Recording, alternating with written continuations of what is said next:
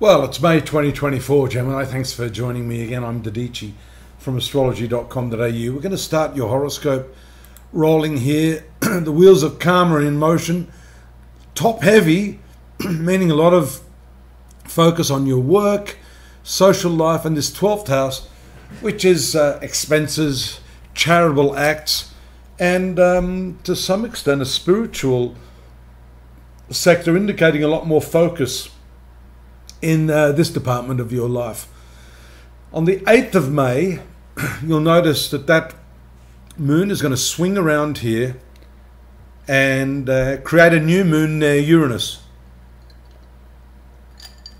Now, I want to talk specifically about how this functions in the 12th house, especially a new moon, because the new moon, of course, has a lot to say about changing your methodologies, turning over a new leaf, perhaps your meditation work, your self-empowerment techniques haven't been as effective as you'd like them to be. Well, the new moon can really get things moving for you. But Uranus shows us you have to be prepared to step outside your comfort zone. The new moon occurs on the 8th here. Venus, ruling this 12th house, shows us the feminine energies, the goddess energies, pardon me, are very powerful.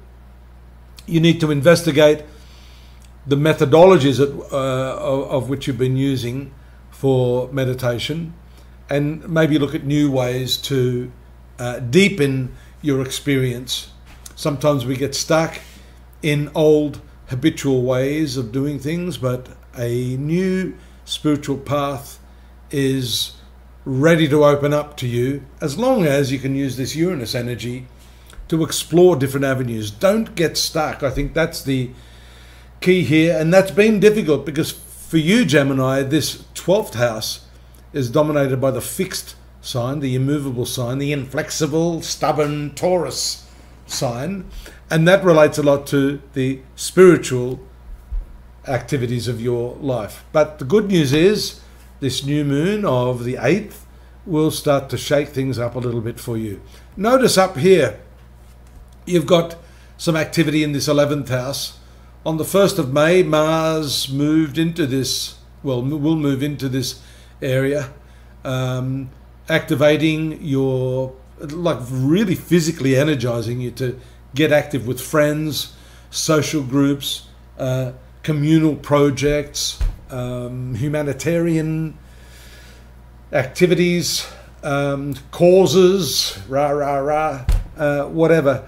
You can see that that's going to be dynamically activated, and it's got some karmic connotations too, because that Mars transit moves very close to the North Node, the karmic point, 16th and 17th.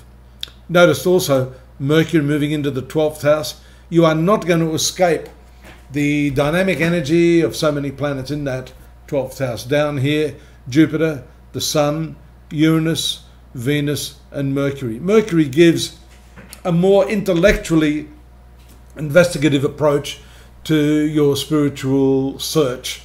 You may be seeking out new philosophies, because I mentioned earlier you may want to change the way you're doing things in terms of your meditation, your yoga, your spiritual practice, the charitable work that you do. And so research, reading, investigating, discussions are important.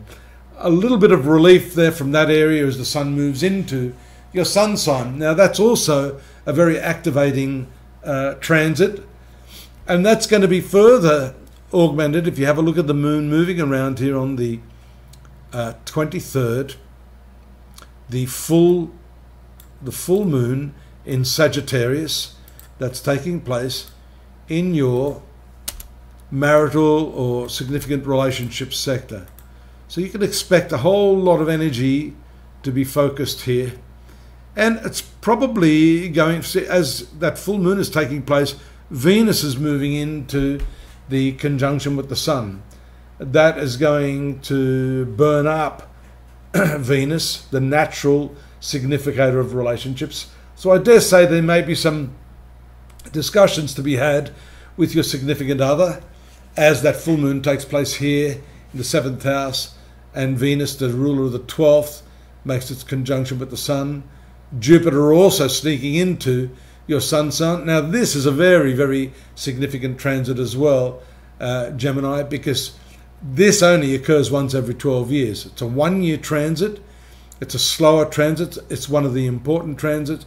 But we know that once it hits your Sun sign, lots of good luck, good fortune.